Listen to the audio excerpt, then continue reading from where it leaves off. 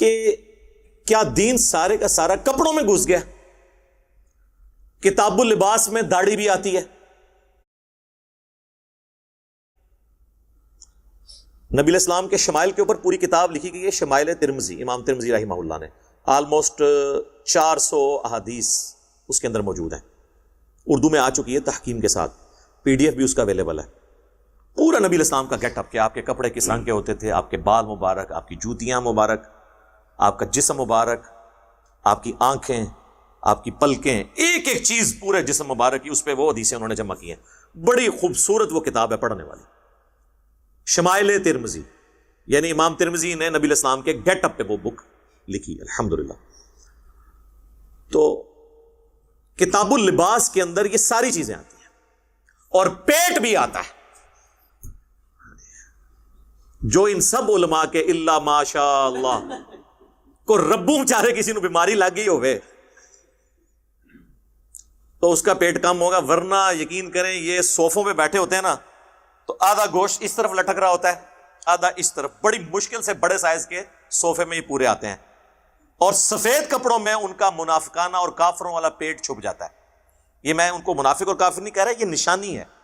سورہ محمد صلی اللہ علیہ وآلہ وسلم جسے سورہ قتال بھی کہتے ہیں، اس میں اللہ تعالیٰ نے کافروں اور منافقین کے بارے میں فرمایا ہے کہ کافر اور منافق اس طرح کھانے پہ ٹوٹ پڑتے ہیں جس طرح جانور، حالانکہ خود یہ جہنم کی آگ کا ایندھن بنیں گے. یعنی زیادہ کھانے کو اللہ تعالیٰ نے قرآن میں کہا ہے یہ جانوروں کی عادت ہے، اور انسانوں کو جانور کا ہے جو ضرورت سے زیادہ کھاتے ہیں.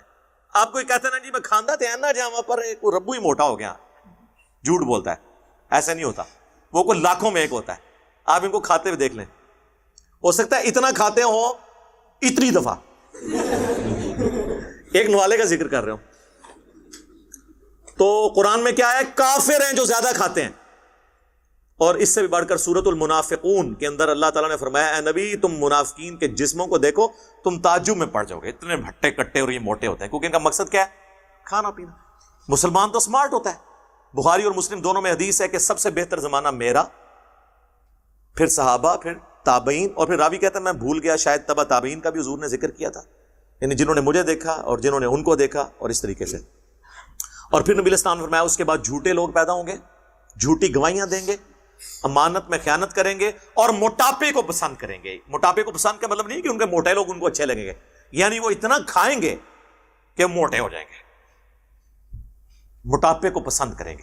بنو امیہ والے پیٹ، بنو عباس والے پیٹ، اتنے اتنے موٹے، وہ کیوں؟ کھانے کی وجہ سے. تو کتاب اللباس میں صرف سفید کپڑے ہی آتے ہیں، پیٹ نہیں آتا.